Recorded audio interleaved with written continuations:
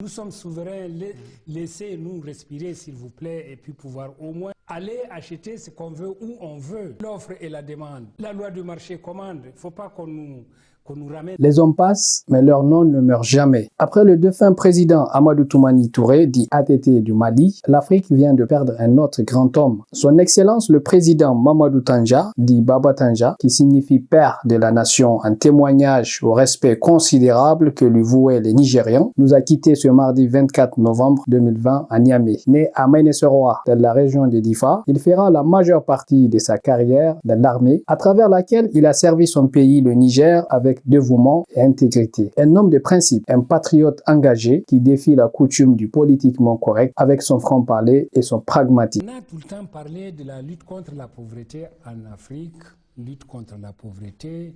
Mais alors, quelquefois, moi, personnellement, je me suis dit, avec ceux qui voulaient bien m'entendre, mais lutter contre la pauvreté sans pouvoir donner les moyens nécessaires à la population pour que dans les foyers, les familles, on puisse lutter contre la pauvreté, je ne vois pas la voie par laquelle on peut, n'est-ce pas, atteindre cet objectif. Si on doit lutter contre la pauvreté, valorisons les produits de nos paysans en les achetant forts.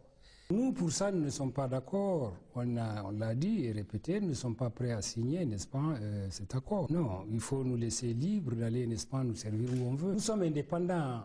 Et ce trait de caractère lui doit son charisme hors pair et lui ouvre très vite les cœurs des Nigériens. Baba Tanja devient président de la République en 1999 et demeure au pouvoir jusqu'en 2010 suite à sa destitution par un coup d'État militaire. Aujourd'hui, les Nigériens déplorent non seulement la perte d'un grand leader politique, mais surtout d'un père de la nation, toujours à l'écoute du bas peuple pour améliorer ses conditions de vie. C'est surtout sa politique paysanne, basée sur le renforcement de la production agricole et l'accompagnement des agriculteurs à écouler leurs produits à un prix défiant toute concurrence qui fera sa popularité aux yeux des citoyens nigériens. Il mena en outre un combat sans merci pour assurer l'intégrité territoriale et la souveraineté du Niger sur ses ressources naturelles. Bien que les mots ne seront jamais assez pour rendre hommage à ce grand homme, nous adressons à cette occasion nos sincères condoléances à tous les Nigériens et à la famille Tanja en particulier. Qu'Allah lui fasse miséricorde et que son âme repose en paix. Amen.